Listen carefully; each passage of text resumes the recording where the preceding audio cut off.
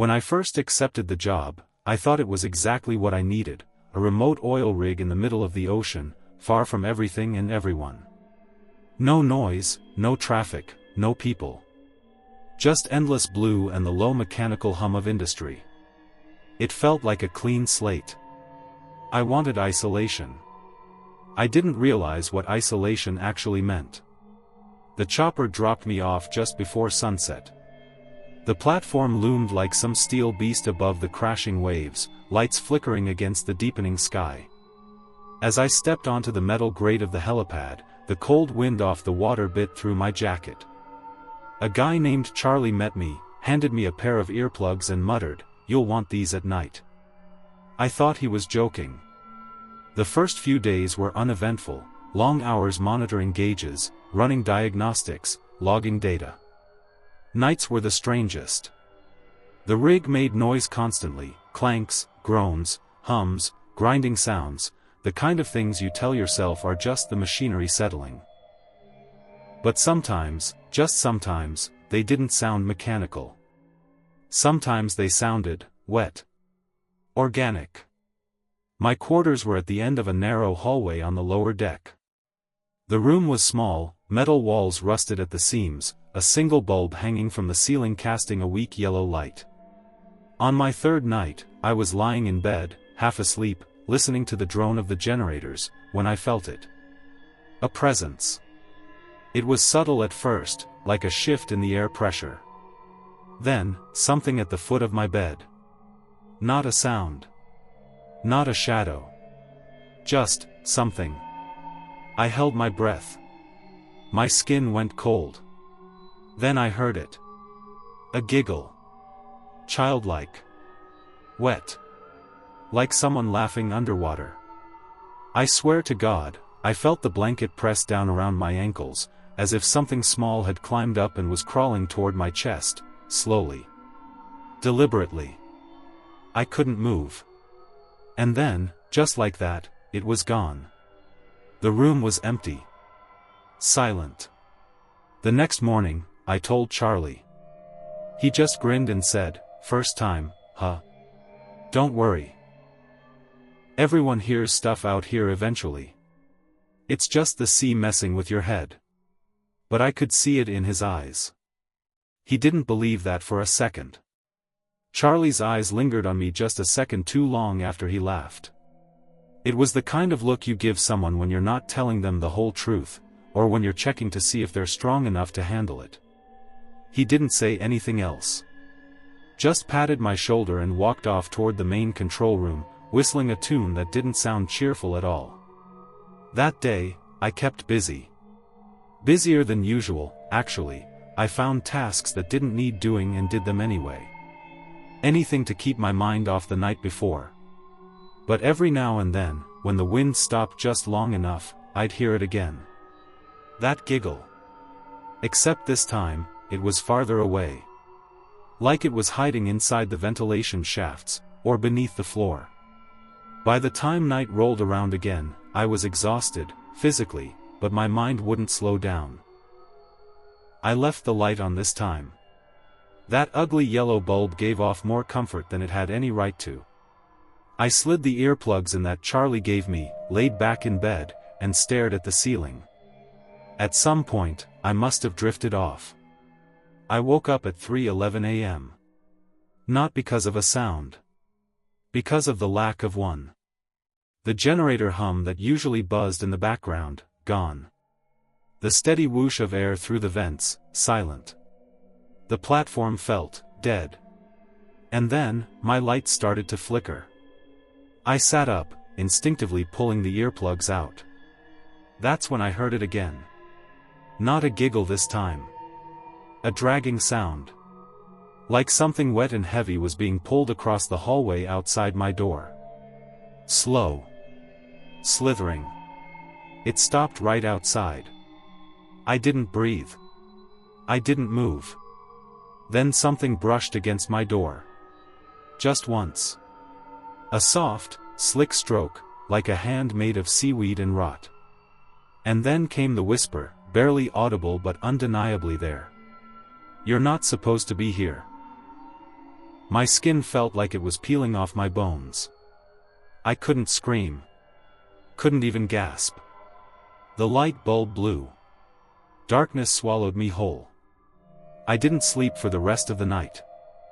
I sat there in the dark, fists clenched around the thin blanket like it could protect me from whatever the hell was on the other side of that door. I counted the seconds in my head just to keep from losing it. I kept waiting for something else to happen, another whisper, a knock, the door handle turning. Nothing came. Eventually, the generator kicked back on with a low rumble, lights flickered back to life, and the normal groans of the rig returned. It was like someone pressed play on reality again. By the time morning shift started, I must have looked like hell. My eyes were bloodshot, hands shaking as I poured myself coffee in the break room. No one said anything, not at first, but I saw how they looked at me. Especially Charlie. He waited until we were alone before speaking. "You heard it again, didn't you?" I nodded. It whispered to me this time. He didn't laugh. He didn't even look surprised. Instead, he asked, "Did it say you don't belong here?" My stomach dropped. "Yeah." He ran a hand through his unshaved hair and let out a breath. "Then you've got less time than I thought." "What does that mean?" Charlie looked around, as if expecting someone to be listening. "There's a reason this rig pays double what any sane company would offer. This platform, it's sitting on something. Something that was buried deep. Something that doesn't like being disturbed." "You mean like, a gas pocket? Seismic activity?" He shook his head. "I mean something alive." I waited for him to crack a smile, but his eyes stayed cold and tired. He looked like a man who hadn't had real sleep in weeks. Maybe longer. "I've worked out here 6 times, he continued. "Each shift is supposed to last 2 months. Nobody makes it past the 4th week without seeing things. Hearing things. Some guys just quit. Others," he hesitated. "Others what?" I asked. "They walk off the side of the platform. Like they're answering a call only they can hear." I stared at Charlie, waiting for him to say he was kidding. Waiting for some grin to crack through his tired face. It never came. "They just walk off?" I asked. "Into the ocean?" He nodded slowly. No hesitation. No panic.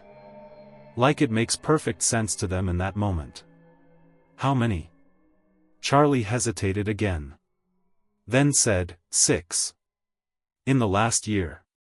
I felt sick. They write it off as accidents. Slips. Malfunctioning safety gear. But everyone who's worked here long enough knows better. We all hear the same voice. The same message. "You're not supposed to be here. Like this place doesn't want us." A sudden metallic clang echoed through the hallway outside the break room. We both jumped. Charlie cursed under his breath and stood up, brushing crumbs off his jumpsuit. "We've got a drill check in 20 minutes. Try to keep it together." Then he left, leaving me with my thoughts, and a rising sense of dread. That night, I didn't even bother getting in bed. I sat in the corner of the room, flashlight in one hand, a rusted wrench in the other. Not that either would help if something came crawling through the floor. I watched the door like it might come alive. At exactly 3:11 a.m. again, like clockwork, everything went silent. Just like the night before. The generator died. The vents stopped. My flashlight flickered once, then steadied. This time, I heard breathing. Heavy, slow breathing right outside my door. Not human breathing, deeper. Thicker. Like lungs full of water. Each exhale sounded like it dragged itself across rusted pipes. And then, the door handle moved. It didn't turn all the way, just enough to click once, gently. Like someone was testing it. Like they wanted me to know they could come in if they really wanted to. I held my breath. Then I saw something slide under the door. A wet trail, dark and shimmering, like oil mixed with blood. And in it, tiny footprints. Not human. Something had been here before. And it was coming back. I stared at those tiny footprints for a long time. They weren't shaped like shoes. Not even close. Each one was webbed, like a frog's foot, but longer, more spindly, and there were too many toes. The trail glistened in the flickering flashlight beam, leaving behind a faint, salty stench that reminded me of rotten fish and burnt oil. I didn't sleep. Couldn't. I sat frozen until the lights came back on and the generators rumbled to life again. When I finally stepped outside my cabin at dawn, the trail was gone. No footprints. No slime. Just clean metal floor, like it had been scrubbed, or like it had never been there at all. Charlie didn't show up for morning drill. By noon, everyone was whispering. 2 guys from the upper deck went to check his quarters, came back pale and shaking. Said he wasn't there. His bed was made, tools still hung on the wall, boots lined up by the door, but no Charlie. No note. No signal. No one saw him leave. No alarms had gone off. He was just gone. That night, I tried to stay in the control room. Told myself the light and noise would help. There were monitors showing pressure readouts, drill depths, rig stability, but in the corner of the wall, one screen kept flickering between static and a black and white camera feed of the lower maintenance tunnels, a feed I didn't recognize. Every time the static cleared, I'd catch a glimpse of something. Something crawling through the lower pipes. Not walking. Crawling. Arms bent backwards, legs dragging, body slick and twitching. Each time the screen blinked back to static, it had moved farther. Closer.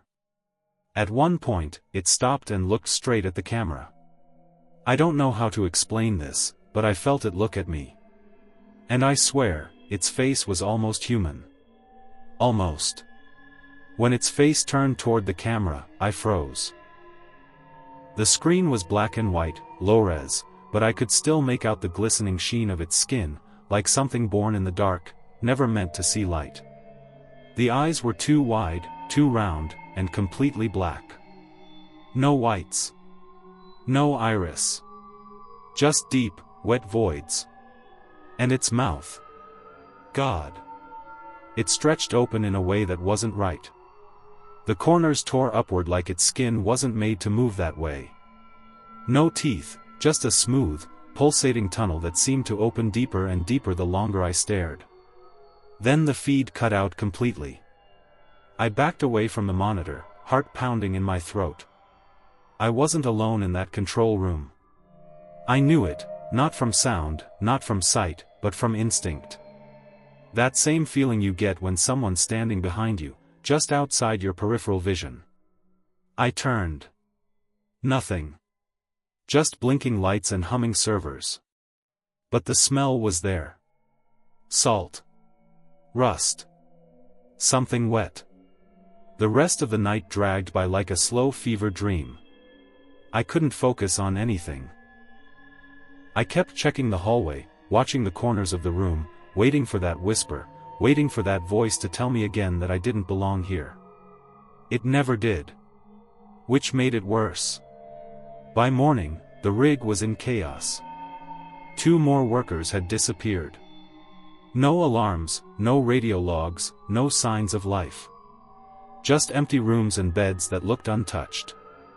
That's when the captain finally said it. He called a crew meeting on the upper deck and told us we'd be evacuating within 48 hours. He didn't give a reason. He didn't need to. Everyone felt it. The shift in the air. The hum beneath our feet that wasn't the drill, wasn't anything mechanical at all. It was like the rig was breathing. Some of the men were already packing, pretending not to shake, pretending not to care. But I saw one guy, Davies, standing at the edge of the platform alone, staring down at the water like it was calling him. And maybe it was. I found Davies that night, sitting alone by the fuel tanks, chain-smoking. He looked like hell, skin pale, sweat glistening on his forehead despite the cold sea air. "You feel it too, don't you?" he said, without turning. I didn't answer. He took a shaky drag from his cigarette, exhaled through his nose. "It's under us. Whatever it is. It's not just crawling through the pipes or the vents. It's beneath the whole damn rig." He finally looked up at me, eyes bloodshot and wide. "It's in the water. We drilled into something we were never supposed to touch." I sat down next to him. The silence between us was thick, not peaceful, but heavy, like the air before a storm. "You saw it too," I said. He nodded. "Its face. But it wasn't just one thing. It looked like a collection. Like it was made of faces. Like it had been human once." He dropped the cigarette, crushed it under his boot. "I'm leaving when the chopper comes. I don't care if they dock my pay, I don't care if I never work again. I just want to get as far from this place as I can." I didn't say anything. Because I wasn't sure if we were going to make it to the chopper. That night, I couldn't stay in my cabin. I took a flashlight and headed for the server room, figured the cameras might show something useful. Or maybe I just didn't want to be alone. But when I got there, the room was dark. All monitors, dead. Just one screen still flickering. The same lower maintenance tunnel. Only this time, the feed wasn't black and white. It was live, full color. And I saw a man on the screen. Wearing coveralls. Moving slowly. His back to the camera. It was Charlie. But something was wrong with the way he moved. His arms hung too long. His spine bent at an angle no human spine should. And as he reached the end of the tunnel, he turned to the camera. His face was gone. Just smooth, wet skin where his features used to be. And it was smiling. I stumbled back from the monitor, nearly tripping over a coil of cable. That thing, whatever it was, it had Charlie's body. His build. His uniform. Even the slight limp he had from an old knee injury. But that wasn't Charlie. His face, that blank, skin-covered mask stretched into an unnatural grin. I'll never forget it. I slammed the server room door shut and jammed a wrench through the handle. I didn't care if anyone saw. I didn't care if it made me look insane. I needed a barrier between that thing and me. I ran back to the control room and tried to raise the captain on the radio. Nothing but static. Switched channels. Still static. Every single frequency was dead. The emergency comms box had a red blinking light. That had never happened before. I wasn't alone in the control room anymore. I could feel it. I turned around slowly, expecting to see another crewmate, Davies maybe, or Ortega from the upper deck. But the room was empty. Then I looked at the glass window. And saw the reflection. There was someone, no, something, behind me, standing just inside the doorway. Tall. Twisted. Its limbs hung like wet ropes, and where its face should have been, I saw movement, like something writhing beneath the surface of stretched skin. I spun around. The doorway was empty. Just the soft hiss of the vents and the blinking red light on the comms box. But the smell was back. That impossible mix of seawater, rotting fish, and something burned. I didn't go back to my cabin that night. I didn't sleep. Instead, I sat in the galley with a fire axe on my lap, every light in the room turned on, watching every shadow for signs of movement. Every few minutes, I thought I heard something in the walls. Slithering. Whispering. Around 3:11 a.m., like always, the lights flickered again. And someone began knocking on the window from the outside. From out in the open sea. 3 slow, deliberate knocks. And then, laughter. Not childlike this time. This one sounded like me. The sound of my own laughter, warped, distant, echoing across the sea-facing window, made something in me snap. Not in a panic, not in fear. Something colder. Like a crack forming deep inside my sanity, slow but permanent. I stood up, the fire axe clenched so tight in my hands my knuckles turned white. I inched toward the window. I didn't want to look. I had to look. Outside was nothing but black water and fog. No boat. No divers. No lights. Just the faint shimmer of moonlight breaking through the mist and dancing on the surface of the sea. But there, on the fogged-up glass, were 3 wet handprints. Long fingers. Webbed. Too thin. Too wrong. I backed away, fast, and almost knocked over a table behind me. Something crashed to the floor, a tray, I think, but I barely heard it over the pounding in my ears. Suddenly, the intercom system crackled to life. A burst of static. Then a voice. Not a voice, my voice. Repeating something over and over again in a low, distorted whisper. You don't belong. You don't belong. You don't belong. I ripped the fire axe through the speaker. Sparks flew, plastic shattered, and the room fell silent again. I was shaking.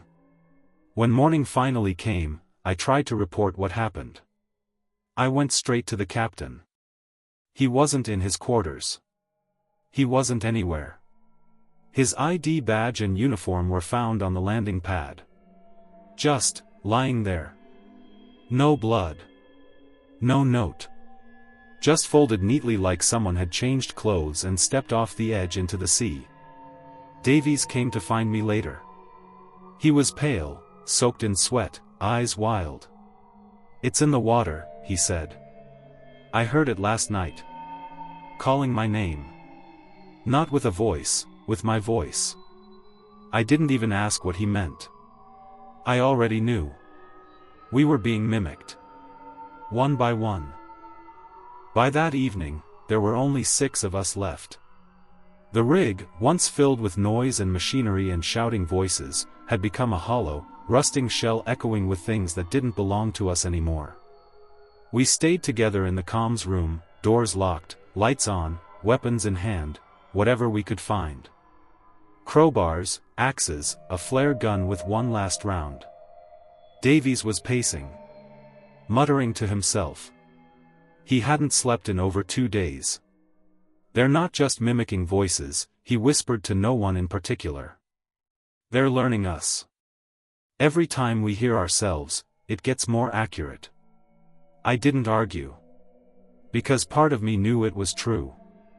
At 3:11 a.m., always at 3:11, the generator died again. Lights off. The hum stopped. Complete silence. Then footsteps. Coming from the hallway. Heavy. Barefoot. Slapping against metal. Then, multiple sets of footsteps. Moving together. Slowly. In rhythm. Like a mockery of coordination. One of the guys, Ramirez, lost it. He screamed and ran for the door, yanked it open despite our shouts. We didn't even get a good look at what grabbed him. Just a blur of wet limbs and something that clicked like a crab's shell scraping against steel.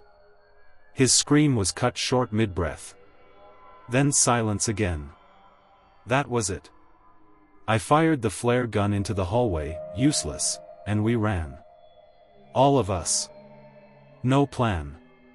No destination. Just away. We split up without meaning to. I ended up back in the server room, alone, breathing like a trapped animal. That's when I heard myself. My own voice whispering from the vent.